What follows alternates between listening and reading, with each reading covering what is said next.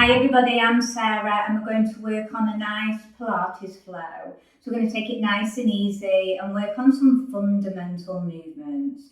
I want you to start by coming all the way down, laying on your mat, and then find the neutral position. So our neutral position, if you put your hands on your hips, you're going to tip the tailbone down, which is in a south position, and then you're going to tip the tailbone all the way up into a north position. So you want to find your neutral position as you're working the back and forth of the north to south. So let's just start with this. Working some movement around the pelvis, which will also start to wake up those stabilizing muscles. And now I want you to start to work this move by working with the breath. So let's inhale through the nose and exhale through the mouth, through to the ribs and through to the spine.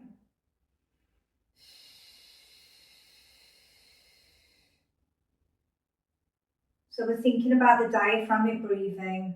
On the exhale, the ribs come towards each other, and on the inhale, the rib cage is expanding. And what's happening with the pelvic floor is, on the exhale, the pelvic floor is travelling up, and on the inhale, the pelvic floor is descending, coming down. So taking this movement now into your neutral position, so you want to imagine there's a bowl of water around the tummy and you're trying to keep it stable. So there's no water tipping out either side. When you feel like you're in neutral position, you should feel like a firm imprint, especially around the pelvis, and you may have it around all of the back muscles. From here, keep on with the breath.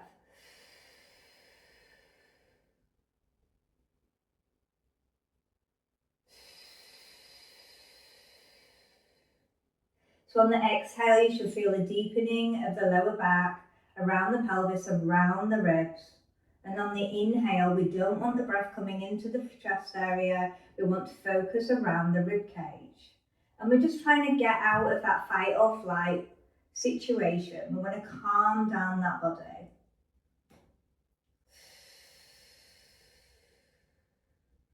I want you to now think about the pelvic floor. So on the exhale, the pelvic floor is rising up. So I want you to rise it up a little bit more and then engage the abs about 40% towards the spine. From here, lengthen through the lever of the arms. We're going to start to bring in some movement. We're going to take it to a windmill arm on the right arm. So we're going to exhale, lengthen through the lever of the arm, and we're still going to keep the back down. And we're going to inhale, draw the arm back. Staying on the same side for 6.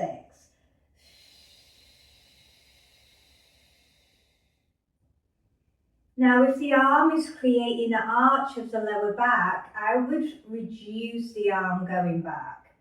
Think about keeping the imprint of those muscles. They're a lot more major compared to the arm. If you feel like you can take the arm all the way back and you're keeping that good imprint of the whole of the back muscles down, and you're not squeezing through the neck nor the shoulders, then you work on your length. Now we're going to take it to the left arm. Again, we're thinking about the lever of the arm, long that line length. Inhale down, exhale. So even if you're at higher level with Pilates, even bringing it back to these fundamental moves will give you a really good information about how your body is today. Also, we're looking at calming down that nervous system as we're working through some of the flowing movements of the windmill arms.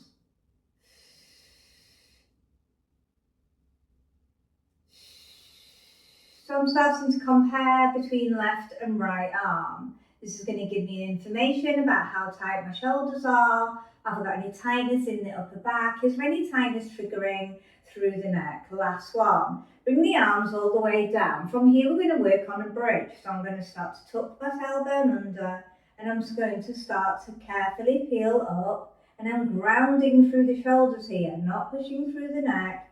I'm thinking about the height. Now I'm engaging through my buttocks, and I'm going to slow and controlled Carefully peel the spine down, as if I'm walking down a ladder.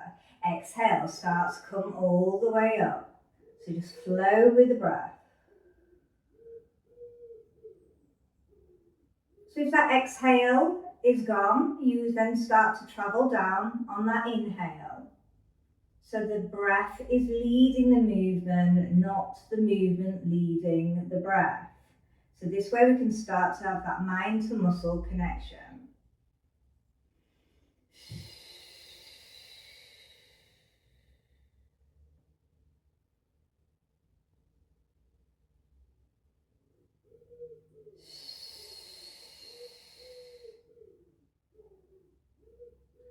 So you've got a lot more information to start to think about. What's the glutes feel like, the buttocks? What does the lower back feel like? Is there any tightness?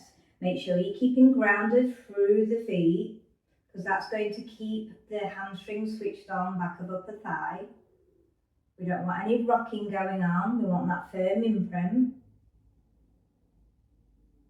And we're going to stay up on the next one if you can. If not, keep flowing with the bridge. From here, showing off the pelvis towards the ceiling, we're going to tip the pelvis to one side, like we're showing it off to someone on the right. Come back to neutral and show it off to someone on the left. And we're really starting to open up the pelvis. Working around the back muscles. The obliques are starting to come in, so size of waist muscles. Really important, the obliques, because they're your corset muscle of your diaphragm, and they're quite underused muscle. And we're guiding with the breath.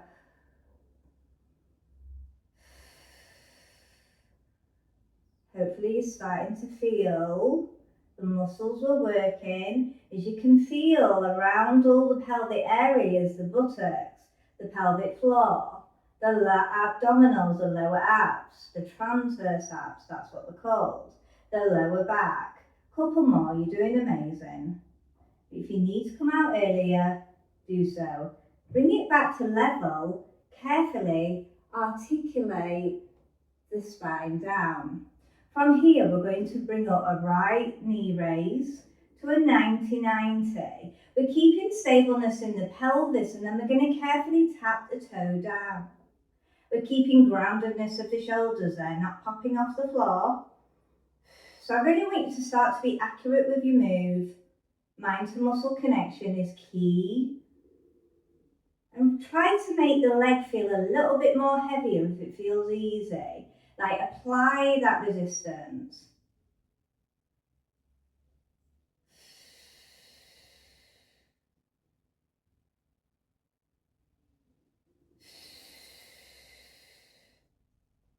So it's really nice to take your practice back to a fundamental, just to kind of get you out of that fight or flight mode, relaxing the nervous system, and just to be body aware. Slow and controlled. So as you can see, I'm adding resistance. I'm trying to make it harder. Just flow with the breath. You might be good at lengthening the breath. You might have not so much length on your breath. From here, staying here, we're going to keep the 90-90 position. And now we're going to imagine we've got a pencil attached to the kneecap, and we're going to draw small circles. So I'm going to visualize my circle as a tennis ball. So the more we use the visuals, the more you're going to be on cue of where I'm wanting you to work. So what's going on in this movement is we're working the deep transverse abs that are connected to the lower back. We're providing stability around the pelvis. We're working the stabilizing muscles there, but we're massaging around the SI joint at the back of the pelvis. Really important. And I just want you to try to be as accurate as you can. Visualize the circle that your kneecap is drawing. Not putting any stress through the neck. Change your direction. So when we start to come outer, so we always go in towards the body first. But on the outer, you might feel a little bit more jagged. You might feel a bit more less control. So we really want to control this now. Quite often people overuse the hips because the buttocks are not working efficiently. So we want to get that control there. Slow. And hopefully you're feeling what's going on in the deep abdominals while you're performing this movement. We're aiming for 10, it's only a guide. When you have done your 10, bring the foot all the way down without rocking through the pelvis and carefully bring the heel down. We're taking it to knee raise on the left leg. 90-90, knees directly in line, and then slow and controlled tap. And we're aiming for 10. No rocking. The foot is staying grounded, it's not rolling, keeping our track in alignment. There's no stress through the neck, nor the shoulders. And really think about where you're working by providing that mind to muscle connection. Most powerful tool. Now, if this is easy, add resistance. Try and stop the leg coming down and up. The body doesn't know. It only knows the resistance that you are applying it. So like if you're lifting a weight, have no idea what weight you're using. All it knows is the resistance that you're giving it. So we can fool the body. We can make it pretend it is using a weight. Now, what do the abdominals feel like this side compared to the other? So the more you start to gather this information about your body on a day-to-day basis, we're staying up on the next one for our knee circles. So we're still directly, I'm imagining the pencil attached, we're going to go towards the body. Slow, jam jar size or a tennis ball size, whichever one you did. So the more we start to get that information on a day-to-day basis, because it's not always going to be the same, it all depends on what you've been doing with your day. If you've been sat down more, you're going to have tighter hip flexors, you're going to have less glute engagement. We can start to be aware of what exercise we might need to pull out. And every flow you do, whether it's 10 minutes a day, that will still make a massive difference on your body. We're going to change direction. The more we can start to stop all these issues that do come in the body. Slow and controlled. And nice gentle flows like this are really good for gaining that information.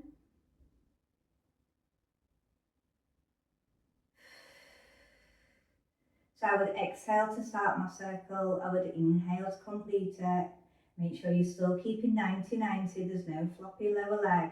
Now, what's it like on the external circle compared to the other side? Do you feel more in control? This is my last one. And then I'm going to carefully place all the way back down. From here, I'm going to work some foot pedals, come up onto the toe, drop through the heel, just do a bit of footwork. Footwork is incredibly important.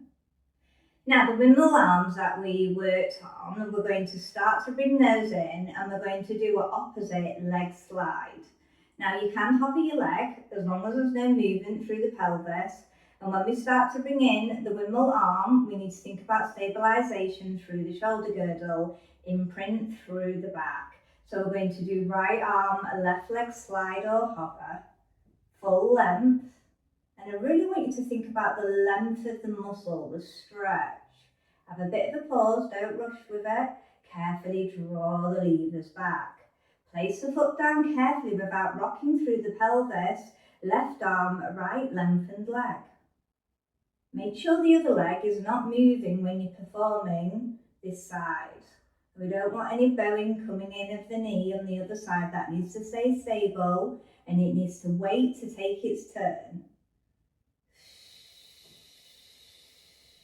So bringing in some symmetry, anterior chain, so that's the front of the body. And we're getting the left and the right side to work together. Think about the deep core imprint, hopefully you're feeling that going on.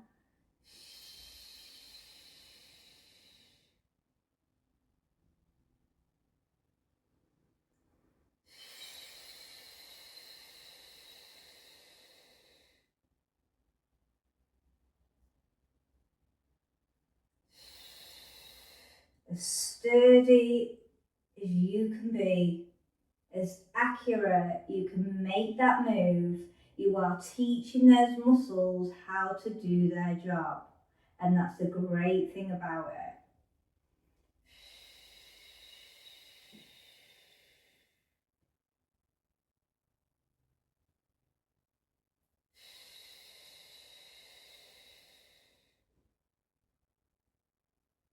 We're going to do one more set either side.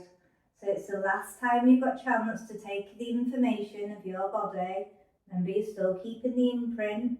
You can restrict the levers if it's creating an arch. From here, keep the left arm up, bring the right leg in, bring the left arm to place on top of the thigh of the right leg. And we're going to create a resistance. So I want you to push the thigh into the hand and the hand to the thigh. Can you feel that deep core imprint?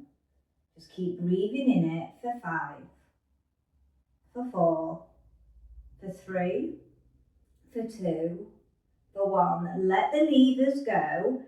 Keep up with the leg. Lengthen the arm back to windmill arm, and we're going to place the hand back on for 5. Resisting for 4. Pushing the thigh into the hand to the thigh, and release. Lengthen. So lengthening the lever, we're hovering the leg into a knee to leg extension, creating the deep force of the abdominals. This is so good for deep core. Breathe into it. Lengthen the lever. Working on that hold, coming back for 5, for 4, for 3, for 2. Last one, lengthen the lever. We've got 2 more. For 5, for 4, for 3, for 2, for 1. Lengthen the lever. Last time we do this movement, then we'll be switching to the other side for 5, for 4, for 3, push, for 2. Last one, carefully foot pedal through. So you might have had a bit of aching in the thigh, and we want that because we're pushing that muscle to an overload. So we're looking for progression for our movements. So again, even though we're taking it to basic stuff, we can still make things a lot more harder. Okay, so we've got that on the other side. So we're going to bring the right arm up. We're going to bring the left leg to tabletop. Bring the right arm on top of the thigh. Creating the resistance, pushing the thigh into the hand to the thigh, for 5, for 4, for 3, for 2, for 1, lengthen out. You might be keeping that knee to leg extension high, or you can go low but don't touch the floor, for 5, for 4, for 3, for 2, for 1. So not only are we creating a big deep imprint of the lower abs, the lower back, we're also bringing in the quadricep, the front of the thigh. So quite often it can become dysfunctional and lose its muscle. So we're creating that muscle. We're also working the back as well. So the big back muscle that's opposing to the hip flexors, we are putting this back into alignment for 5. For 4, no stretch through the neck. For 1, lengthen out. You're doing really well. And you really want to think about really good quality movement. For 5, you're not pushing the knee, only the thigh. For 2, for 1, lengthen out. We've got 1 more. For 5, for 4. Think about the deep imprint. Now, what's it like this side compared to the other? Extend out, carefully bring the levers back, foot pedal through. So we're just going to finish now with our bridge moves that we did earlier on, and we're just going to start to see if the muscles feel different. So bringing the arms all the way down, we're going to carefully articulate the spine all the way up, driving up. Can you get a little bit more high through your bridge? Do you feel a better buttock engagement, the glutes? Pause at the top. Now slowly articulate the spine down.